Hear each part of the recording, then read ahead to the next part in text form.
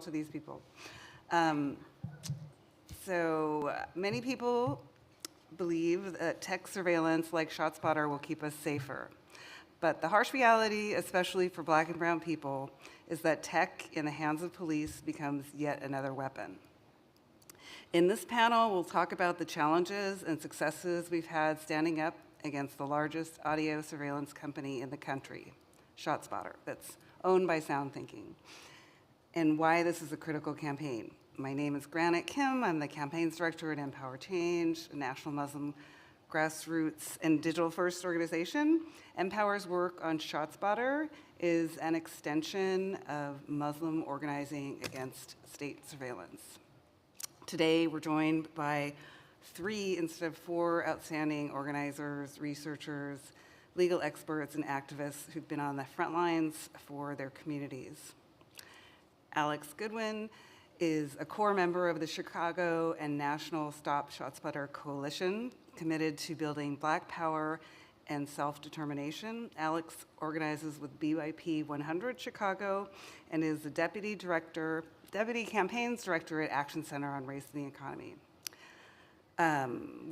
Alejandro Ruiz Esparza is a co-director for Lucy Parsons Lab, an expert in challenging the development and use of harmful technology through education, investigation, and litigation.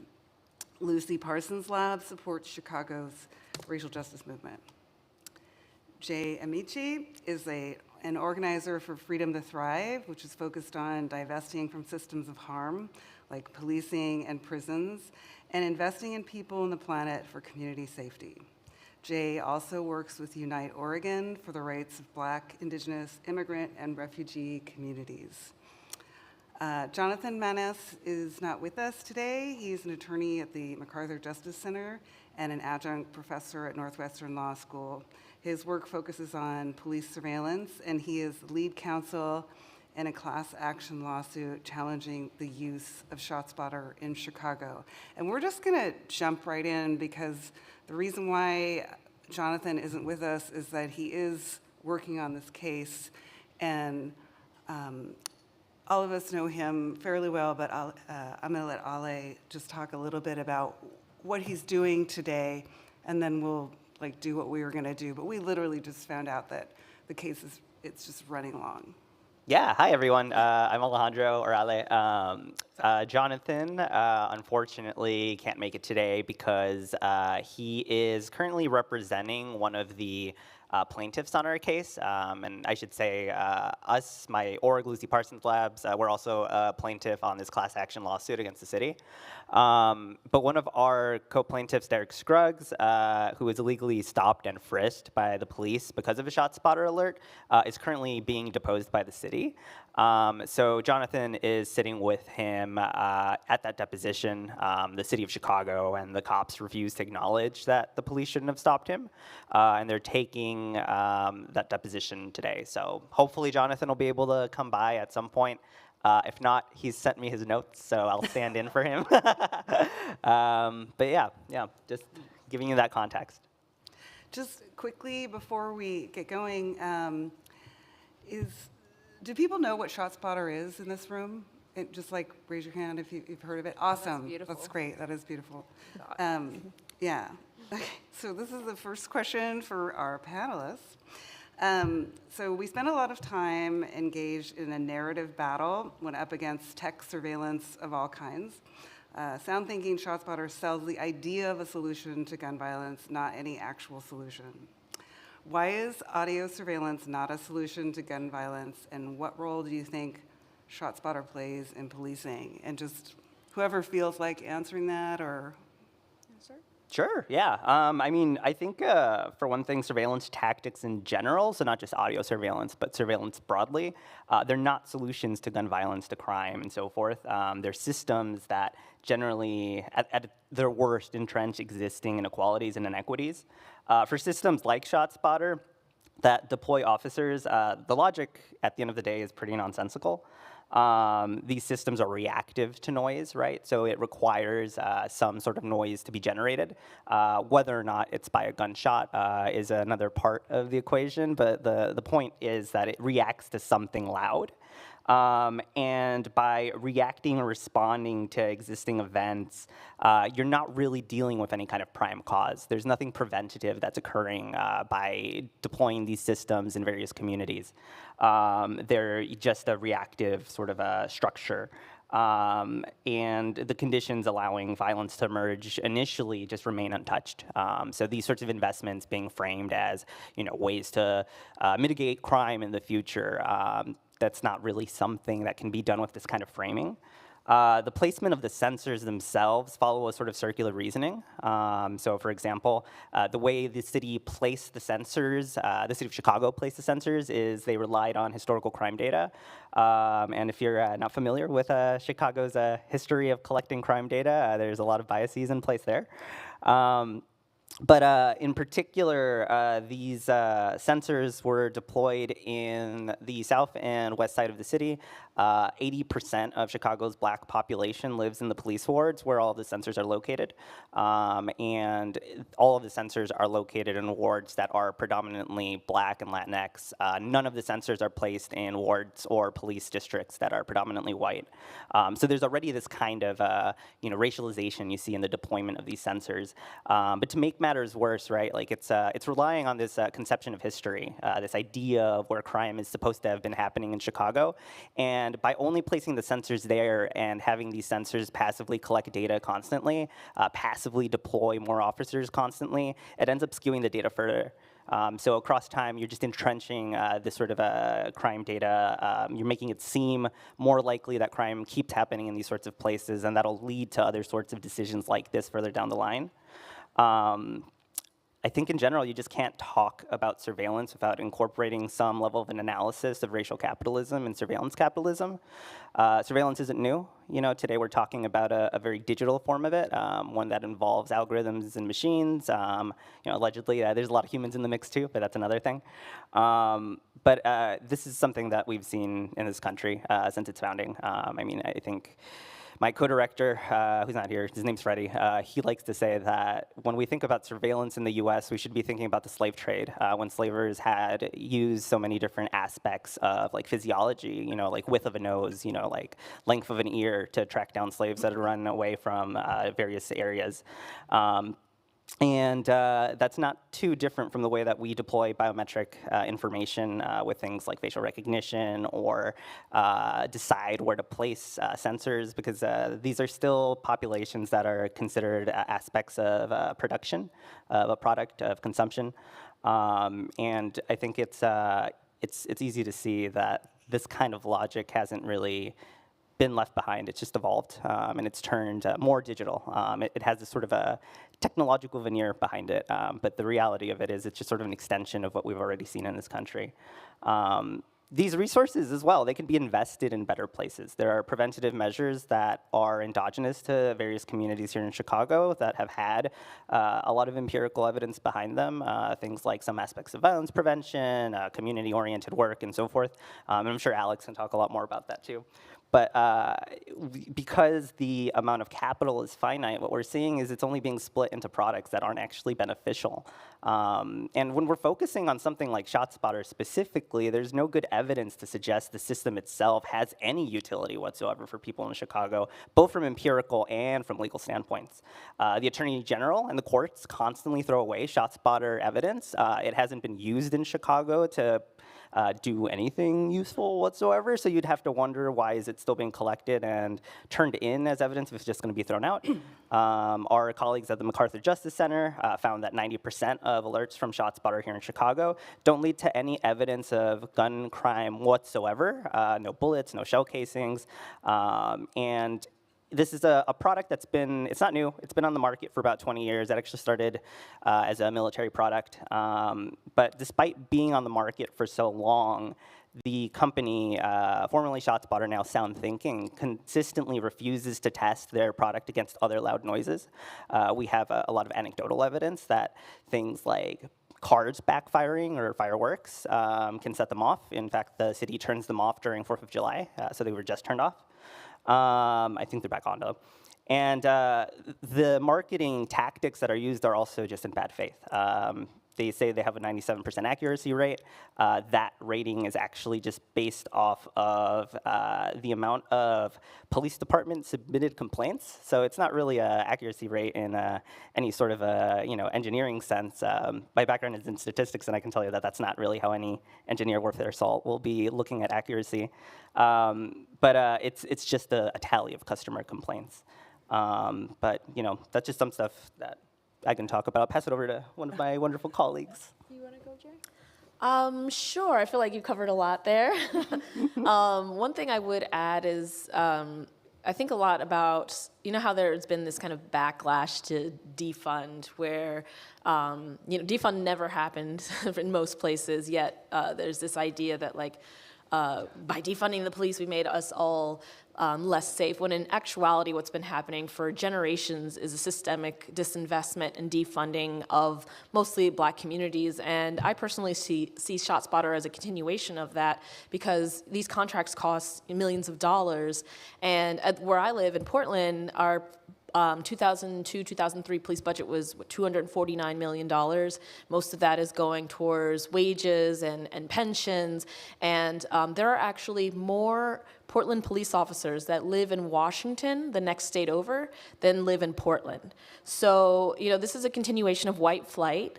And the whole police budget as a whole is contributing to this disinvestment. But ShotSpotter, I don't remember the exact cost that they were saying. I think it was like $10,000 or $25,000 per square mile, something like that. But a lot of these contracts, like I said, are multi-million-dollar contracts. And I think about how much more we could do in those communities where those microphones are being placed. What if we invested that in housing for people, for food for people? I mean, after the pandemic, it's still happening, but since 2020, the amount of people that are going hungry in Portland has skyrocketed. The amount of people that are houseless has skyrocketed.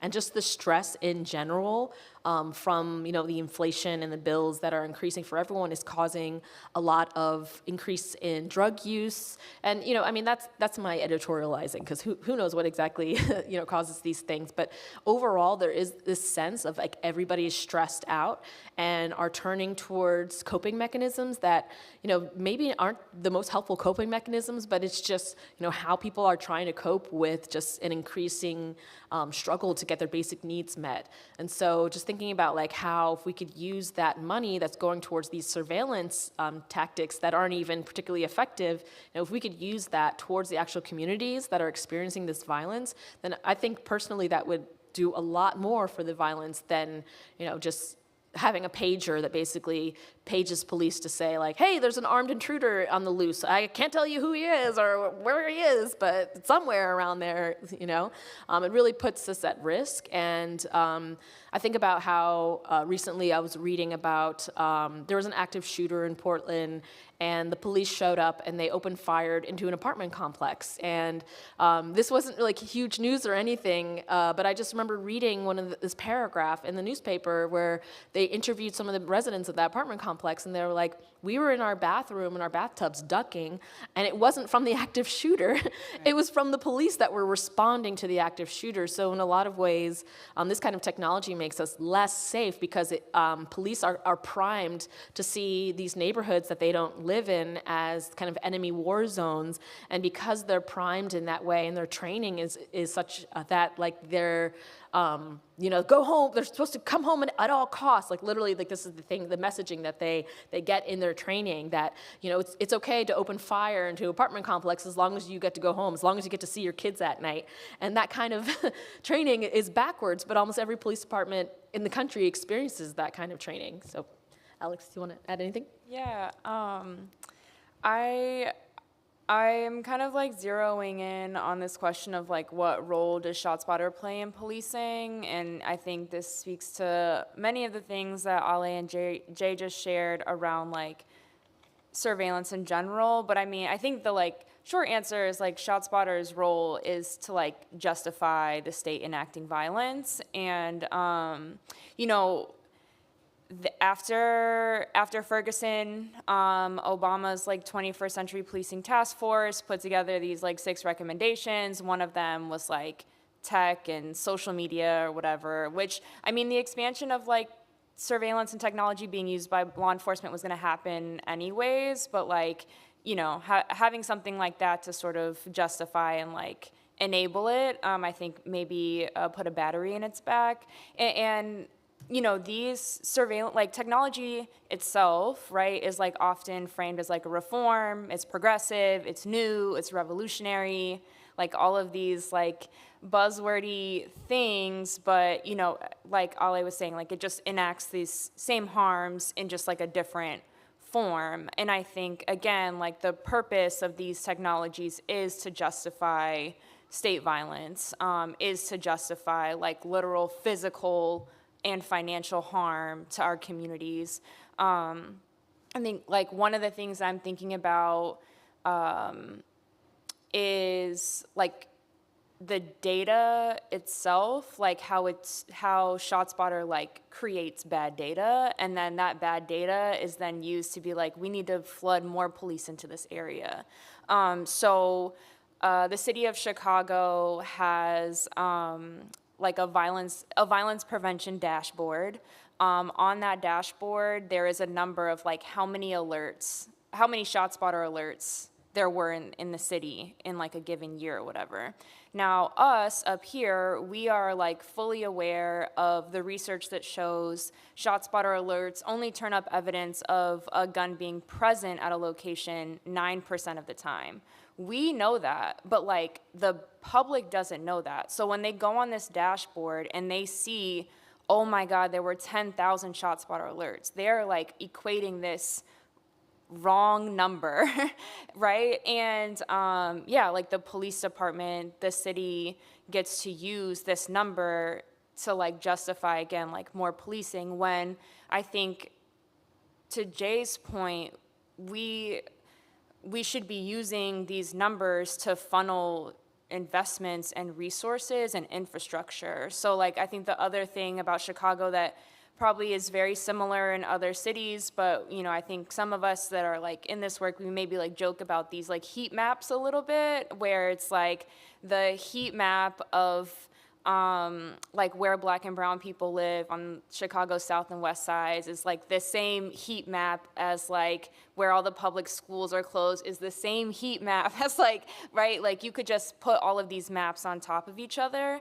And again, like rather than the city looking at these heat maps and being like, these are the infrastructure tickets we need to answer first. These are the like places that need long-term investment. They just funnel more policing into that area. And so when I think about the role of ShotSpotter, I am thinking about this like, the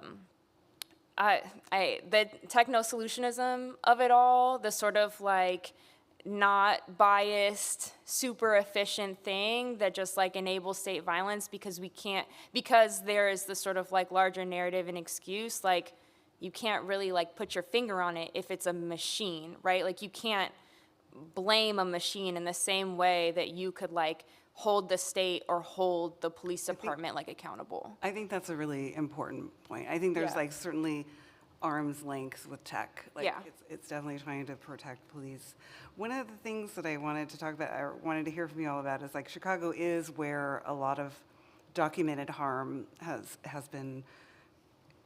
come up, and there was the 2021 killing of Adam Toledo, a 13-year-old who was shot by police after a ShotSpotter alert came to his community.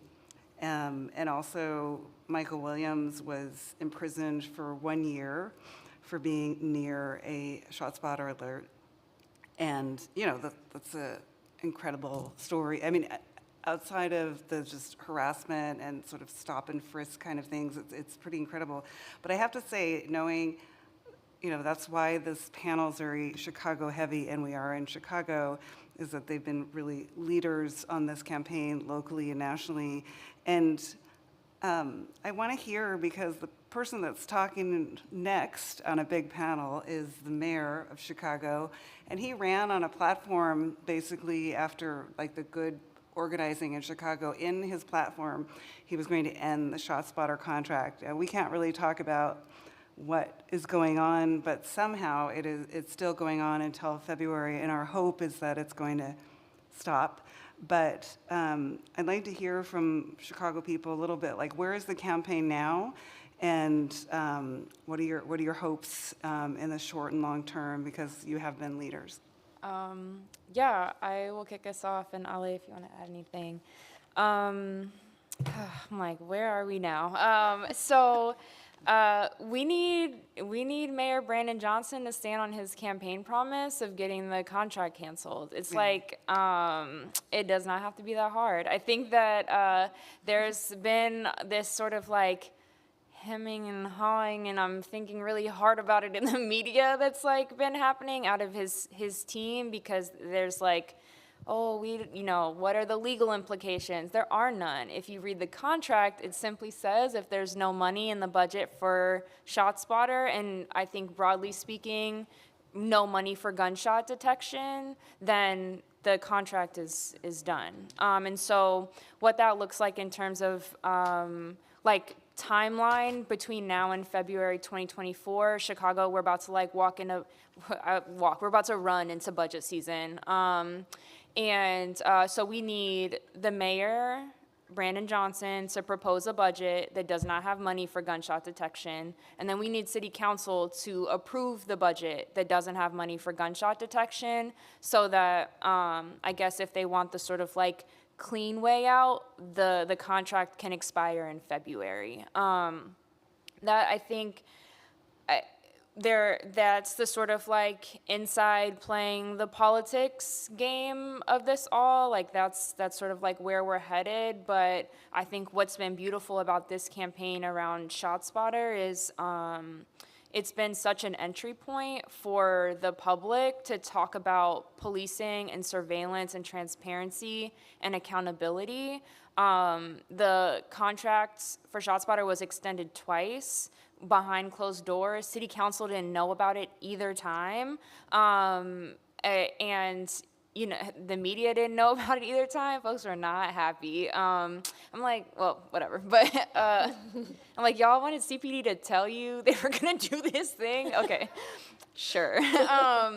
But yeah, I think that like it's given us the opportunity to like really challenge and push back the fact that the city or like the state largely, broadly, more generally, often is prescribing to us what public safety is and not taking our voices into account. There's no public input within the procurement process in Chicago. And even in cities where there are opportunities for public input, we just saw in Detroit, organizers in Detroit are suing their city because they didn't follow the public input process on ShotSpotter. So I think that there's like something to be said about, some of these like surveillance oversight ordinances that exist and like how strong are they actually, but that's a whole other panel.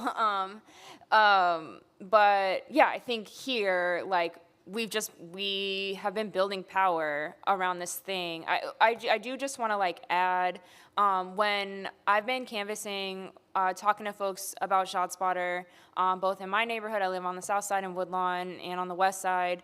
When I first started talking to people didn't realize that ShotSpotter was a company that makes a thing and they send it to Chicago. People thought that ShotSpotter was like a thing the city made and like used, and I was like, no. Like, this is $8.9 million that we're giving to somebody else that does not live here. That we've had no input over how, when, where it's deployed in our neighborhood, no input in the procurement process, and that is like one of the things that I think narratively has like helped bring more people in, is like actually we do have like we can build power against not just ShotSpotter, but like the way public safety is being deployed or used or talked about or whatever in the city in general. And so I just need to interject because she's Yeah. being very humble about what they've accomplished in Chicago. And one of the things that happened after the mayor was elected is that we've maybe not had input, but really big impact because the stock plummeted 22% right after the elections. And I'm not allowed to be excited about that. Okay. Just They're not- legally. That's just a fact. okay, that's a fact. I think I can be excited about that. And I can't. None of us can. and- I will get sued. it's being lies. But the other thing also is that they rebranded really quickly after the election too. I mean, there's been tremendous like grassroots pressure. There's no, I mean, Empower Change is a national group. Lucy Parsons Lab is a national group. ACRE is a national group. But it's been grassroots organizing across the country that's done the lion's share of work, I would say. And I can see that Ali's got his tongue sharpened. Go for it. I just to add on, I mean, I think Sound Thinking's gonna sue regardless of what happens. That's just what they do. I think a good example of this recently is they just sued one of the city's only black-led media groups called The Tribe for an article that was published in their their newspaper recently. They try to do this pretty often, they try to enforce a chilling effect on local media. And this is all during you can check their Twitter and they try to say things like, oh, we're like black owned, we're like pro-black. And then all of a sudden they try to crush the one like entity here in Chicago that's like by and for black people.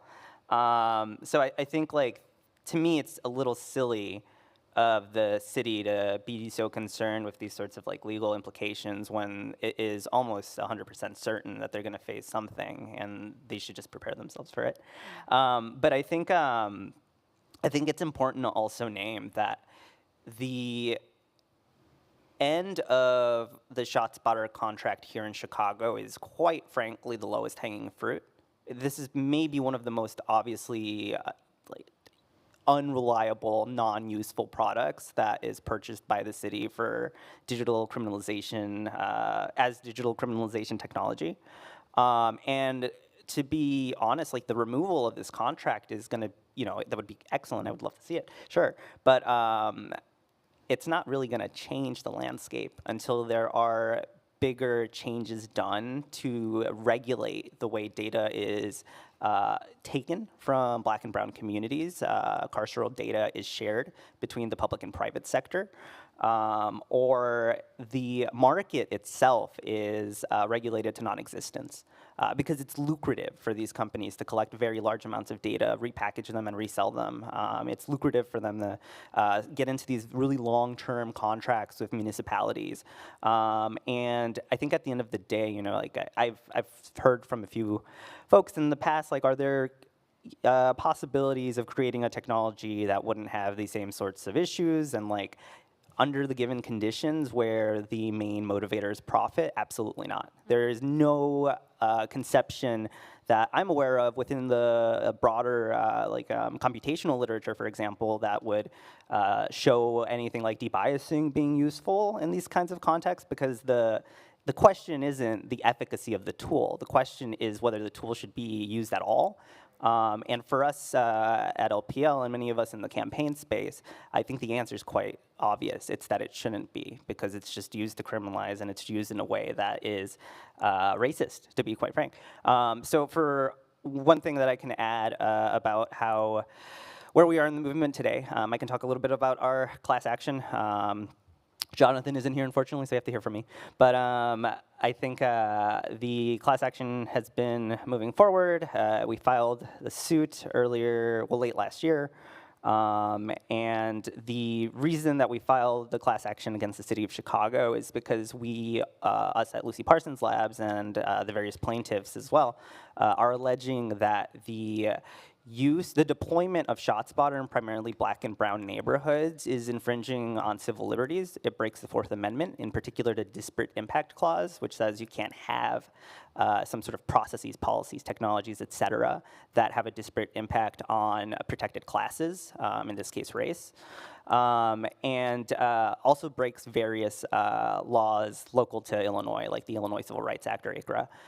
So we are using this sort of racial justice lens in our litigation to look at how companies, how cities that have contracts with private entities use the same sorts of technologies in a way that are particularly harmful to people of color and also to poor people. And I think we need to really have that kind of analysis moving forward for other kinds of technologies. One thing you can think of is maybe these companies should be paying reparations every time they hurt like black and brown people, right? Like that'll really hurt their profit margins. Will they still be making that technology then? Probably not. These things aren't done to increase justice or safety. They're done to make money. I wanted to move to a Portland-focused question because we have someone from Portland here who is involved. So we know through reporting by The Guardian and through Lucy Parsons Lab's FOIAs that the Portland police were courted in a questionable back-channel way by a ShotSpotter rep to invest in their audio tech with high-pressure tactics. They haven't let go of these, by the way. They get in there, they texted directly with the police captain after a homicide in 2022 saying, just something like, now are you ready to talk kind of thing. And, but even though it was moving forward, activists like Jay were able to stave off the implementation of any audio surveillance for 1 year, and city officials made the decision not to implement it. And so it's due to a lot of incredible organizing, and I just wanted to hear from Jay. How can you share some insights on how you were able to make that contract stop, and anything you faced and learned that you can share with people would be great. Sure. Well, I'll start with, if there's one thing about Portland, it's not that famous for being particularly diverse. There's also a lot I can say about the erasure of black people in Portland, but that's a whole separate panel. But I think that the city and Portland police kind of use that reputation to their advantage. And so they seek out black people, they tokenize black people, especially black people that have experienced violence. And they're like, look, we found the 2 black people in Portland, and they say that they actually want this technology in their neighborhoods. And so for me, a big part of it was just like showing up and being like, actually, there are some of us that really don't want this. But before I really expressed dissent around this technology, I just kind of showed up and listened. Like when police and this group, which is called FITCOG, the Focused Intervention Team Community Oversight Group, like when they think they're in a safe space, they incriminate themselves pretty much, And so I just started like showing up to these meetings and like not even saying like, that's BS or like, how dare you? I was just like, let me just listen. And, and it was a great way for me to figure out like exactly what their arguments are. I mean, their arguments were easily sort of refuted. And so, the first step was kind of just to like show up and really just like listen to like what they were saying.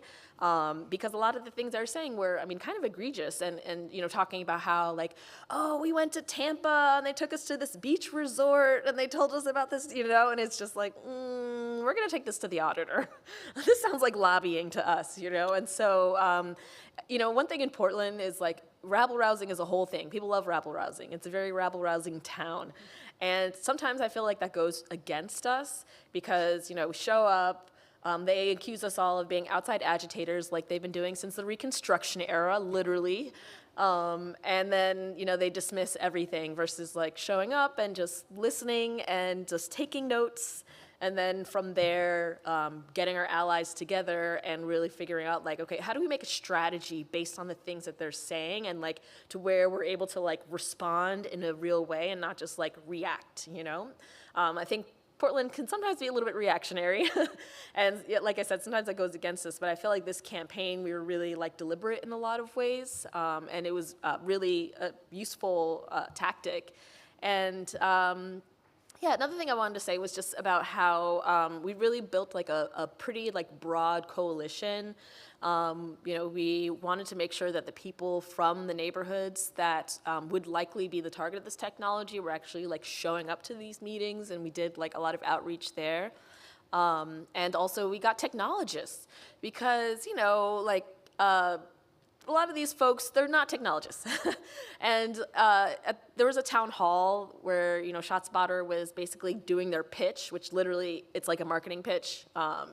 And they were, like, one of the things I think about was how they were billing notifications like it was like some magical thing. And they're like, no matter where the police officer is, they get a thing on their phone. And I'm like, that's literally a notification. Like, every single app has that. Like, but for, like, people that, like, are not technologists, they're like, oh, really? Like, they're just kind of soaking it up. And so having, like, actual engineers there that were like, this is not a good alternative, and really being able to, like, show the techno-solutionism at work, and being like, okay, just because this is like a fancy tech you don't understand doesn't make it like a useful tool, and really being able to, like, have people whose job it is to study data and to work with data be like, hey, there's this concept called garbage in, garbage out, and so when you put bad data into something, then you have bad results, and police reports from a historically racist police department are going to have racist data. And so you're putting racist data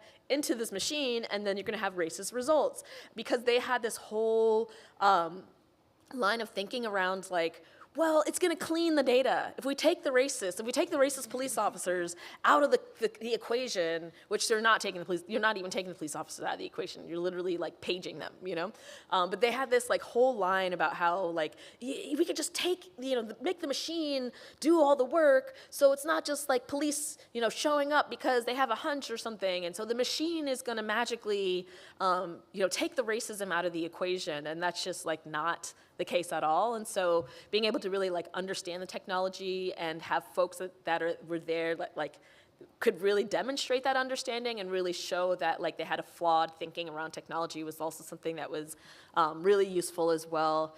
Yeah, and also, we worked with some other city agencies. We were like, we reached out to the Smart City office and we're like, hey, you do technology audits? Like, we had some allies there and like folks that are really, really concerned about the community, and folks that are not gonna just, assume that whatever, like, the police have to say is, like, the right thing.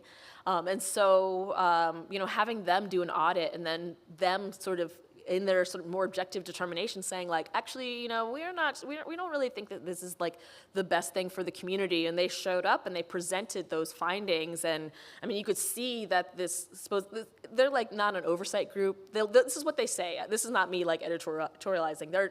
Even though they're called an oversight group, they don't actually provide oversight. That's not what they do.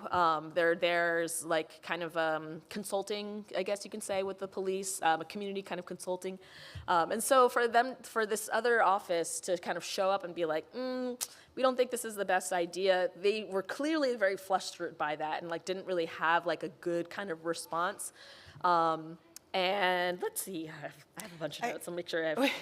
You'll get a chance to talk some more Okay. if something comes to you, but that's really good. I have to say, it's been great to witness the organizing in Portland with Jay and others, because I think that at a certain point, you guys were kind of like, it's a foregone conclusion. I don't know how this is going to not happen. And then you really turned it around with all. But I have to say, it's a lot of work. You know what I mean? This is not like send an email and get a bunch of signatures and it happens. It's a lot of work, and so hats off for sure. And I think a lot of us are the Stop ShotSpotter coalition is like we're doing this from different organizations, but a lot of people are working around the clock and off the clock to make it happen, because we're seeing something very disturbing and sort of trying to throw something into the armor around these ideas that people are just kind of blindly going forward with, or not blindly, but just being convinced of.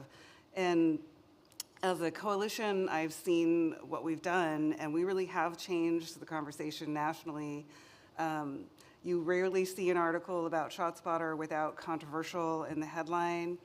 And I kind of want to leave on a high note. And also, it's not about, there's a whole nother campaign about, like, and it's kind of the same thing with facial recognition. If it was just more accurate, we could use it. And that's not the thing, if it was just more accurate, they would arrest people quicker, and there's just no solutions there. But I want to kind of leave on a high note and give people a chance who want to ask questions can ask questions, but tell us how we're winning and what we need to do next. And I really want to, because Chicago's been really exciting, Portland's been really exciting, Detroit is really exciting. People, we're supporting each other, and sometimes it's just on a signal chat. This is not, and no one's like the executive director of ShotSpotter. So I just want to say, like, but we could, yeah. So, but Alex, I know you got some things to say. As the president and CEO, just kidding. No, this is probably one of my favorite things to talk about, because watching a CEO squirm, man, I did not know how much joy you could actually find in that. I think, like, I'm like, where do I start? 2 years ago, when this campaign kicked off in Chicago, nobody knew what ShotSpotter was. It was one line in an article about the death of a child because of a police officer. And rather than interrogating what led up to Adam Toledo's murder, folks decided to interrogate whether or not he was a gang member or if he had a gun and why he deserved to die at the hands of Chicago Police Department, which is absolutely unacceptable. It's a child. Just full stop, that's a child. And I just remember one of the first, not even one of the, like the first meeting that we had. There was like a group of organizers that had been working on defund. We had been working on a Race to Gang database and like other campaigns. We had like worked together on budget fights. And it just felt like the most clear and obvious next step was to get ShotSpotter out of the city. I think, obviously I can't speak on what justice for families who have like lost loved ones to state violence. I can't say what justice for those folks looks like. That's on, that is like for them to decide. But I know, like, it's just unacceptable. I don't. There's no other way around it. So 2 years ago, like ShotSpotter was virtually like sort of like unheard of or like not understood, and here we are. The company has changed its name, changed its branding. They have an owl as a logo. I don't know. They now they've changed their tagline. When we first started this campaign, it was like ShotSpotter reduces violence, 97% accuracy rate. They had a map of the cities where they had contracts on their website. You cannot find any of those things I just named unless you get in the Wayback Machine. Yeah, you might Web Archiver. Yeah, but like those things, it's been really again fun, but also like really powerful to know that like that happened. Not like Granite said, it's not like, oh, I sent an email to a city council. It's like there are thousands of people in Chicago. There are over 22,000 people that have signed like our national facing petitions that know about ShotSpotter and gunshot detection now. And I think like that is probably one of my like favorite overall things. I'm thinking about Detroit also, like big shout out to Detroit. They had a fight. The city was trying to use $7 million in American Rescue Plan funds to expand ShotSpotter. And the city came out, I'm talking like week after week, month after month for like a 3 to 4 month period, overwhelming public comment, like, no, we don't want this thing. And they won that half of their demand. The city was like, okay, we won't use federal funding, but we will find it from somewhere else, which, I mean, I think that is just like, exemplary of how effed up all the stuff is. But Houston? Yeah.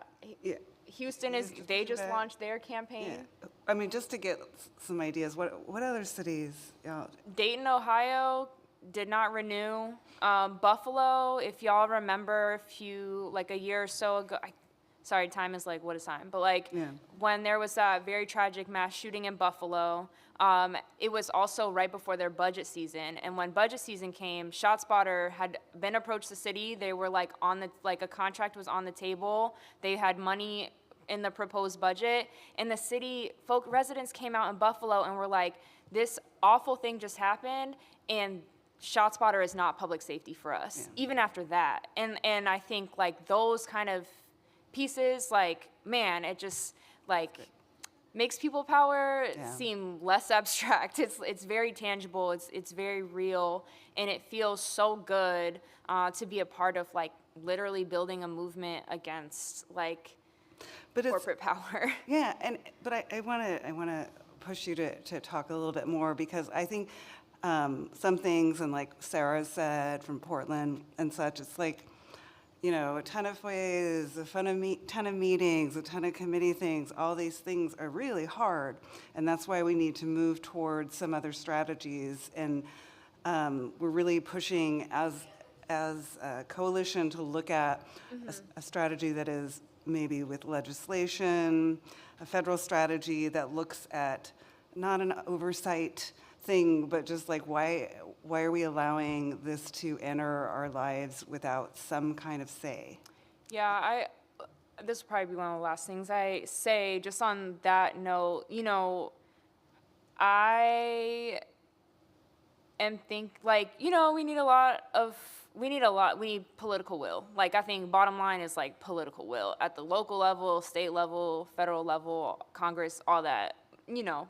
So, I mean, that's its own thing. But I mean, I'm just thinking about like, you know, the AI Bill of Rights. It was like, ooh, the White House put this thing out. And I was like, oh my God, literally no law enforcement technology stands up against this very long document y'all spent all this time on. And y'all are so worried about Facebook and Twitter, as we should be worried about these like content platforms. But like, if we really, you know, are sitting down and thinking about the role of technology largely, whether it's a social media platform or a gang database, like all of that is using data for profit, data that is like collected consensually, not consensually, like all of these things, right? And so, you know, how far is that Bill of Rights actually going to go? I don't know, and I don't care, because it's like not going to do the thing I need it to do, which is like get rid of gunshot detection and all of the surveillance technologies. But like we do need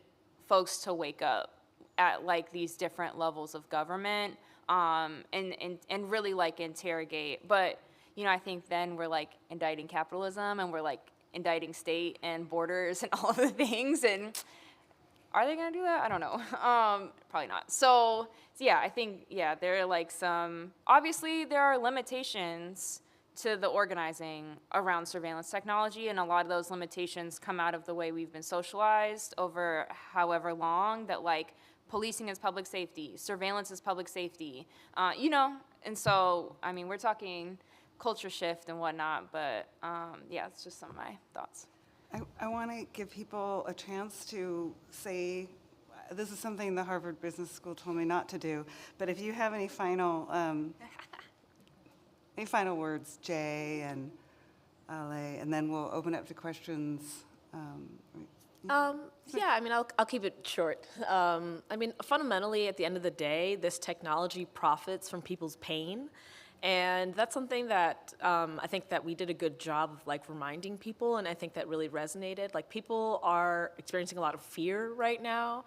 There's a lot of instability as a result of the pandemic and other things. And there's, you know, a global sort of financial crisis kind of in the works, and there's all sort of inflation. There's so many things that are making people's lives harder. And the result of that is this increased sense of fear.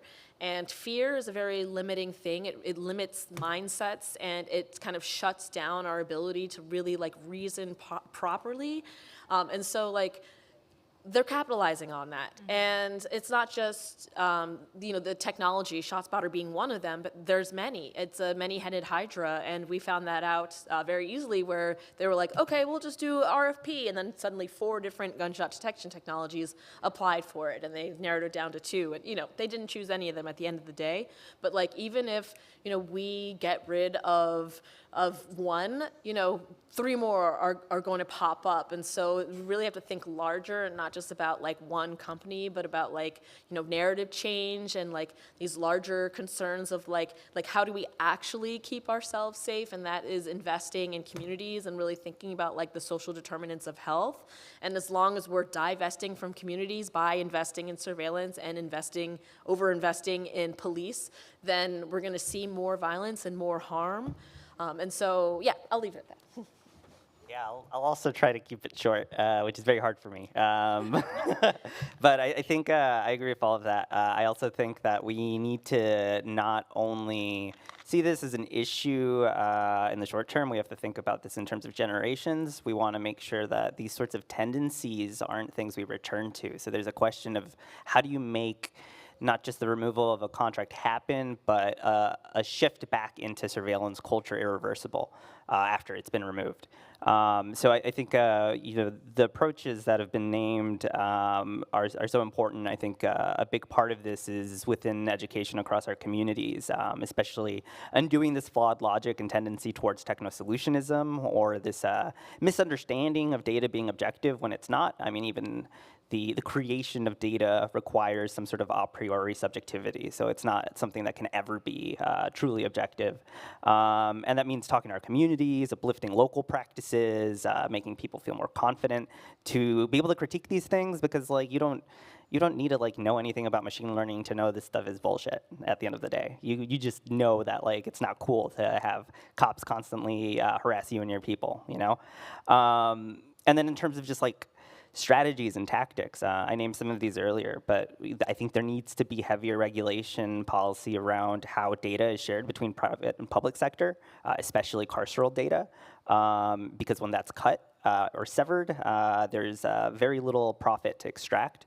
There needs to be just a broader understanding of the political economy of all of these different factors.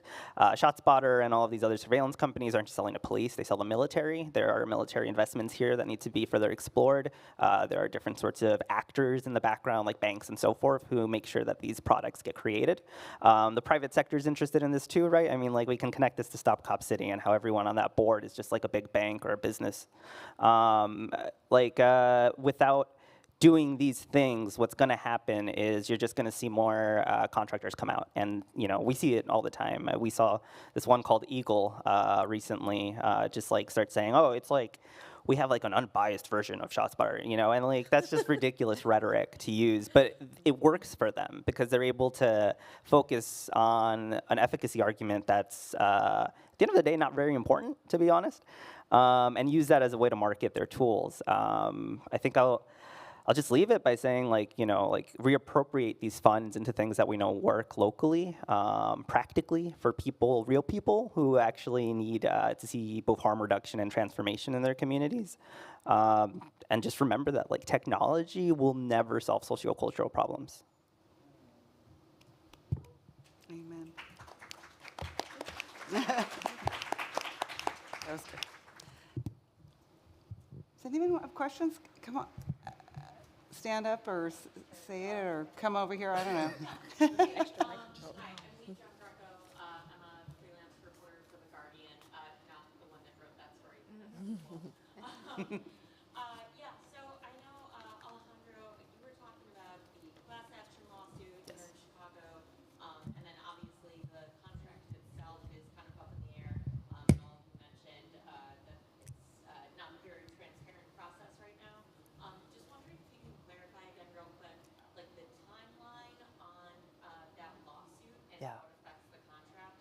And then second, what is the, I guess for lack of a better term, like what's the lobbying effort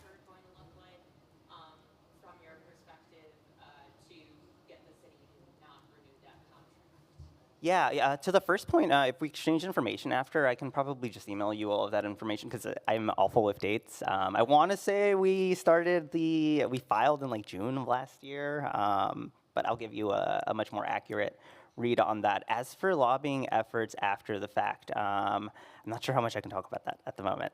I'll have to double check with my lawyer just to make sure. But I can say that I think we are soon entering discovery, and whatever we find from that will, I think, help us understand what our next steps will be. So in terms of like on the second part of that, I guess like what can we do to convince the mayor, or is it like Sure. can we wage some sort of public campaign or something? Yeah, yeah. Do you also want to? Sure. Yeah. Yeah, I mean, the campaign in Chicago has been active since 2021, and so we've been organizing now for 2 years. Because of the organizing is why. Sorry, my son is running around in the background. Oh, okay, you made a friend. And I lost my train of thought. My bad, y'all. Oh yeah, I mean because of the organizing, the demand to get rid of the ShotSpotter contract made it into Brandon's campaign platform, like his public safety platform that he ran on, and so I guess like the sort of like technical aspect of it will look like I'm trying to make sure this is not I don't care. What are they gonna do? I'm just like literally, yeah, I don't know, whatever.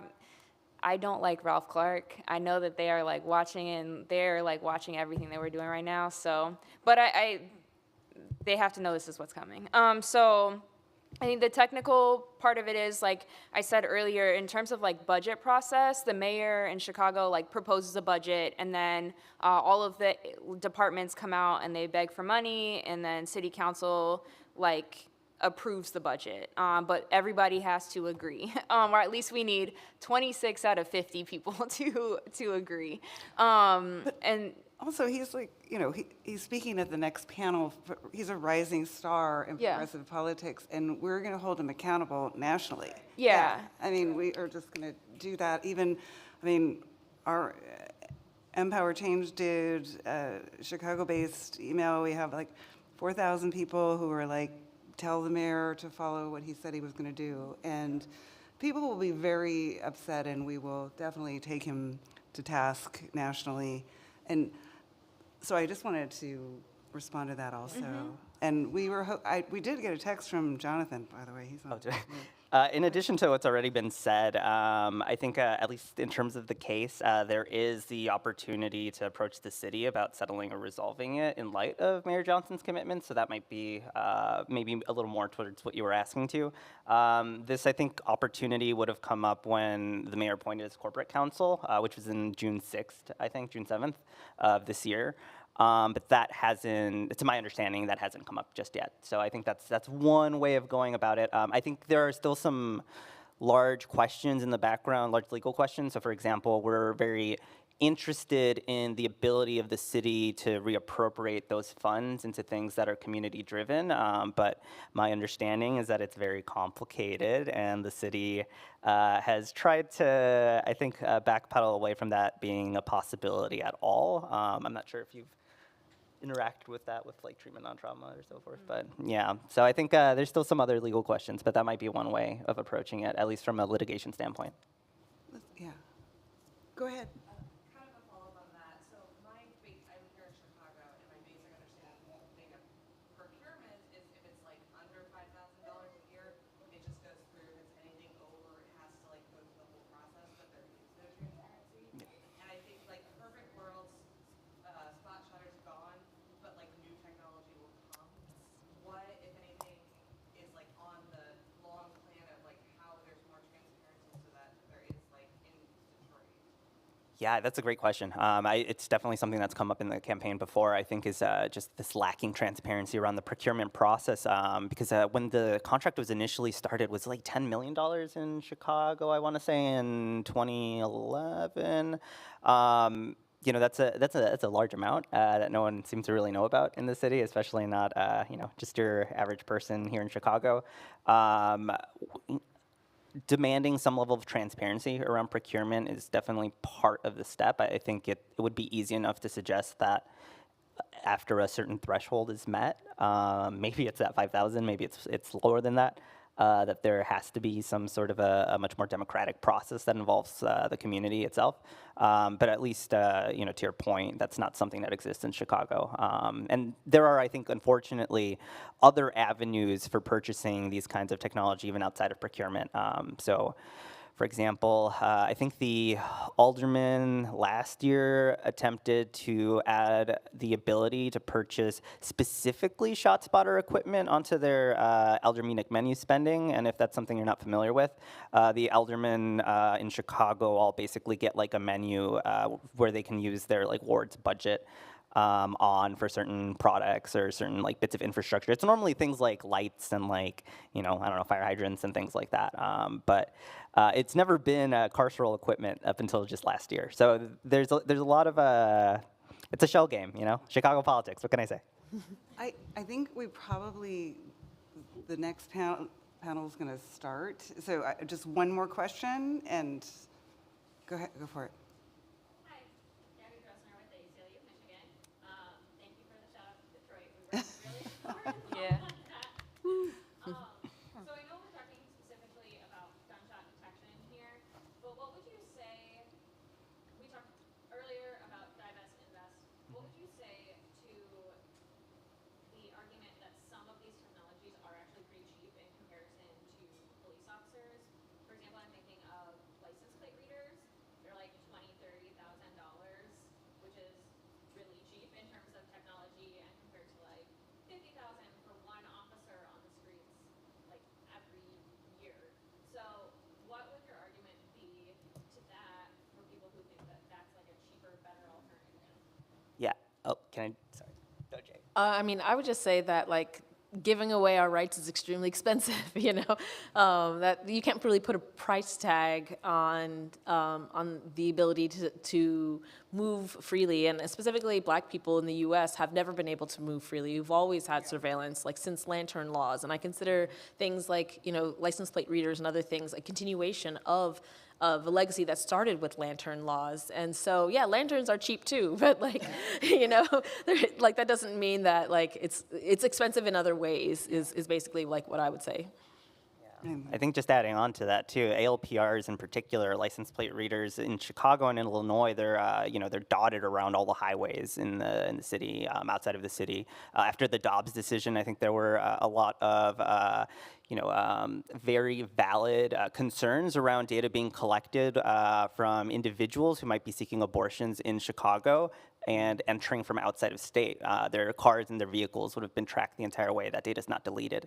It could be used, and it can be transferred over to federal agencies through fusion centers. So you're creating, I think you have to weigh the fact that you might be creating more problems for you know, something cheaper. My mom used to tell me something like, if it's like nothing cheap is gonna stay cheap or something like that. You know, it's gonna be expensive down the line. So I have kind of a follow-up to that. 100% agree with the stuff you're saying. Like, that's typically what I say as well. And one of the arguments that I get back is, like, well, I would rather get a ticket from a camera than be stopped by a cop. Interesting. So, especially for people of color who a traffic stop is a major safety concern, what is the response to that?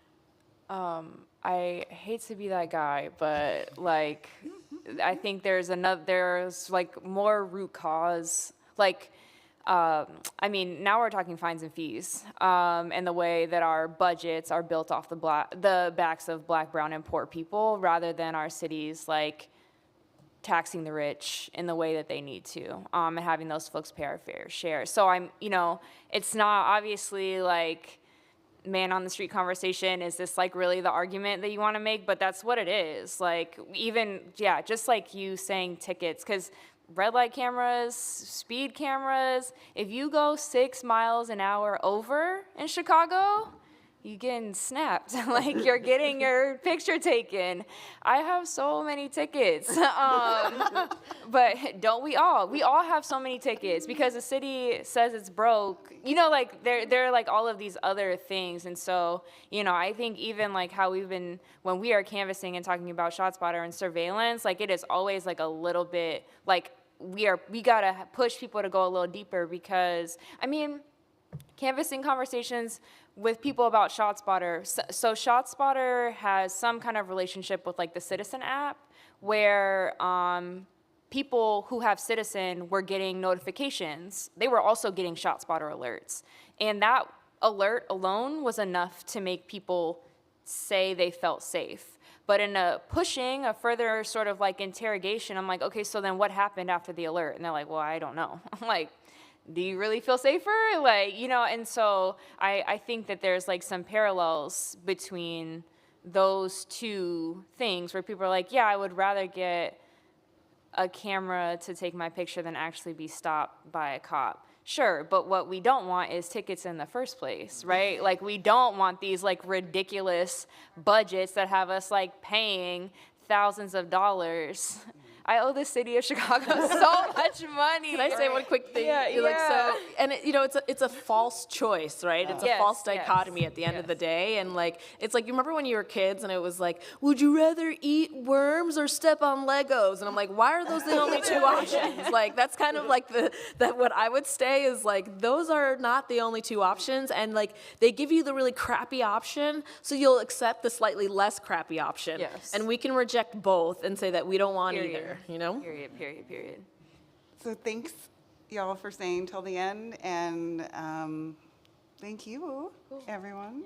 And Thank let's you. go. Yeah. Oh, there's a happy